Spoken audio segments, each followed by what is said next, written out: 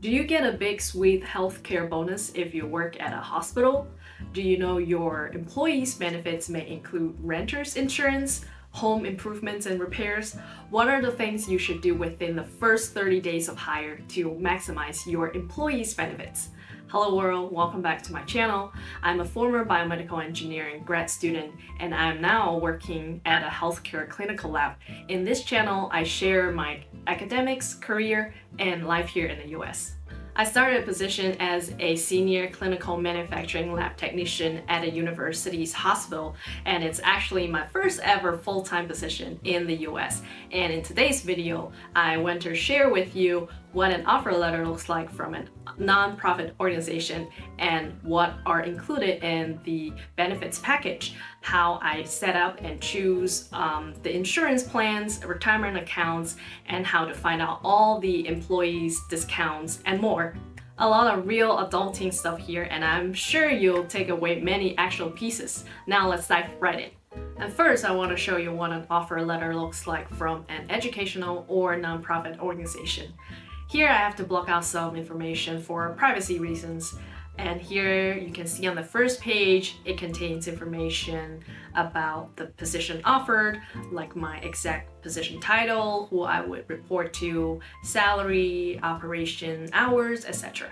And on here you can see that I'm categorized as an exempt employee. Before this letter, I am actually not completely sure what is exempt and non-exempt. So a quick comment here if you're also confused. So the main difference between these two is that non-exempt employees are paid hourly and will be qualified for overtime pay, whereas exempt employees, which is my category, do not qualify for overtime pay. I guess it's pretty common that most of the positions have a probation period in which the offer is contingent upon the success of completing all the expected conditions. Here you can see that mine is 90 days. I think it's a pretty common time frame. I've heard from many of my friends probation period commonly ranges from as short as 60 days or up to 6 months for the longest. And something I want to point out here is that you can see my position is completely research funded. According to the explanation here, I won't be eligible for severance benefits. So this means if the funding discontinues or my position is removed, I won't be compensated for that. However, the employer will give a minimum of 60 days notification and will provide support for a position transition. As far as I know, the funding for my position has been pretty stable ever since the lab has established, which is more than 2 decades ago. But I think it's a very good idea to always be aware that there's always a certain level of risk for any type of positions. And I think that's everything I want to cover for an offer letter. Next comes the real meat, the benefits package. There are 5 main types of benefits I want to touch on today, including healthcare insurances, retirement accounts, tuition assistance, paid time off or PTO, and other employees' benefit. And I will share with you what's my thought process on what plans and why I choose them. Oh, and a word of caution here. I'm not actually sure how universal is this, but in my case, I only have 30 days from the day of hire to make a decision for the plans I want to choose. Otherwise, I may lose some of the benefits. So just be aware some of these tasks are time sensitive. And obviously different organizations have different benefit packages. And due to the complexity even to my own benefit package, my intent here is that this content will serve as a reference point for you to do your own research and make informed decisions. First, let's talk about health insurance, which includes 4 different types of insurance, including medical, dental, vision, and pharmacy. And here you can see that medical insurance includes services like physician office visit, specialist visit, different kinds of scans, lab work, maternity care, etc.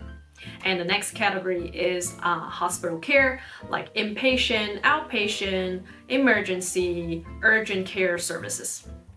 And some other ones are such as infertility, home health care, prosthetics, physical therapy, just to name a few. So for the medical insurance, I choose the basic or the cheapest plan because I think I'm generally a pretty healthy individual, which I'm really thankful for. So I think this plan works the best for the current stage of my life. So if you have other medical conditions, it's best to carefully evaluate different plans, or even ask your coworkers. I literally asked most of my coworkers on what they choose and why, and most of them are really generous about sharing this information. And since I work at a hospital, it's said that the employer is pretty generous about the contribution, which 90% of the total monthly premium is covered by my employer, and I only pay 10%. So if you're also working in a healthcare institution and would like to share your own case, please feel free to comment below. Dental and vision insurances are separated from the medical insurance that I just mentioned, at least in my case, and they each need to be purchased individually. I know, right? Welcome to America!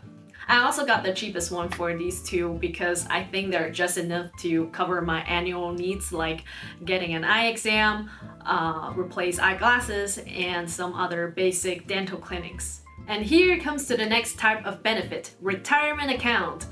For schools and nonprofit organizations, the retirement plan is called 403B, which is equivalent to 401k for private companies.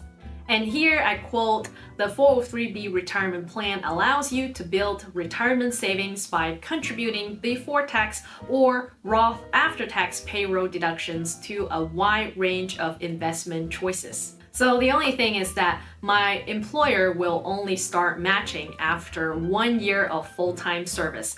So right now I don't contribute to the 403B account. However, I do contribute to my own Roth IRA account because I think there are even more investment options to choose from.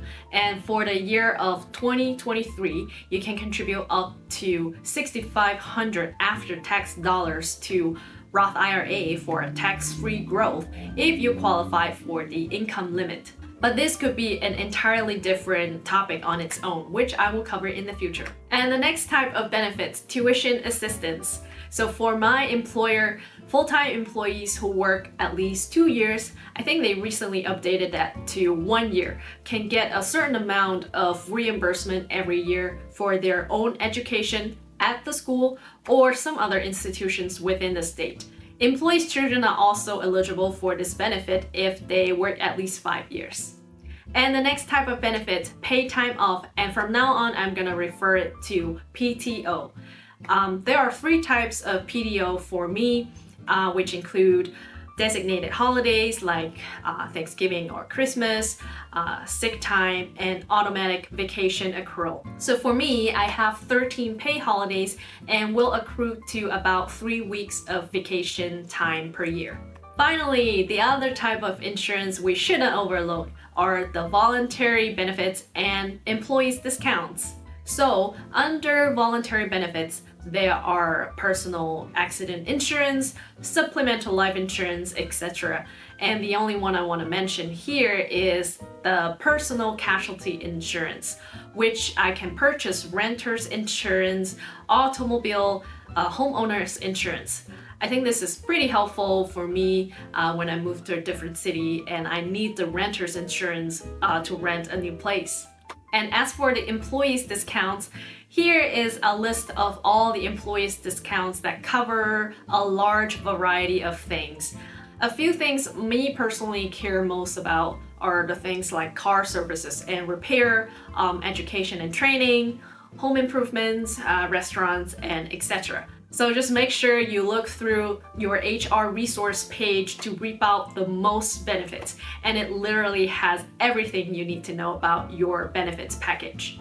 Alright, just a high-level recap here. In this video, I talked about what an offer letter looks like from a non-profit organization and the benefits package that comes with it, which includes but not limited to what I've covered, like medical, dental, vision insurances, retirement accounts, paid time off, tuition benefits, and some other miscellaneous ones like personal casualty and employees' discounts. Best of luck in navigating through your new career and benefits. Feel free to comment below if you have other questions, and please consider subscribe and like this video if it's helpful to you, and I'll see you in the next one.